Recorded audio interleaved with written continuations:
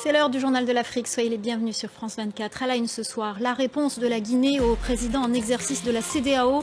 Conakry a qualifié les propos d'Umaro Sissoco Embalo de honte.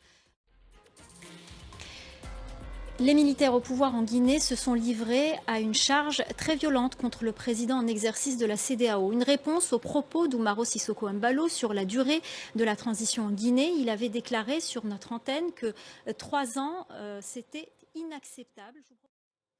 Et avec nous sur ce plateau, Ousmane Gawal Diallo, ministre guinéen des Postes, des Télécommunications et de l'économie numérique et porte-parole du gouvernement. Merci beaucoup d'être avec nous sur ce plateau. Alors je vais vous faire également réagir sur le même sujet. On l'a entendu, le colonel Amara Camara a déclaré aussi, entre autres, on a entendu un extrait, mais il a déclaré que ce dont il a été question dans les échanges avec la CEDEAO sur la transition n'avait rien à voir avec ce qu'avait déclaré le président de la Guinée-Bissau, Umaro Sissoco Embalo, président en exercice de la CEDEAO, que c'était mensonger.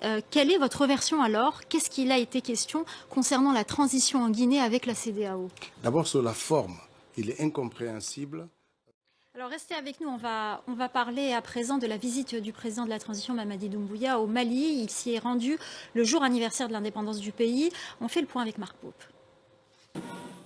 Alors quelles sont vos relations avec le Mali? Des relations de bon voisinage.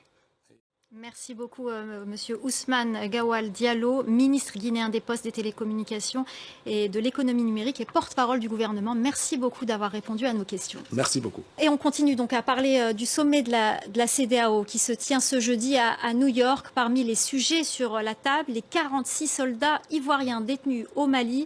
Bamako les accuse d'être des mercenaires. Le président nigérien Mohamed Bazoum a réagi sur cette affaire. Il était interrogé par Marc Perelman et Christophe Ouabouye de RFI. Écoutez.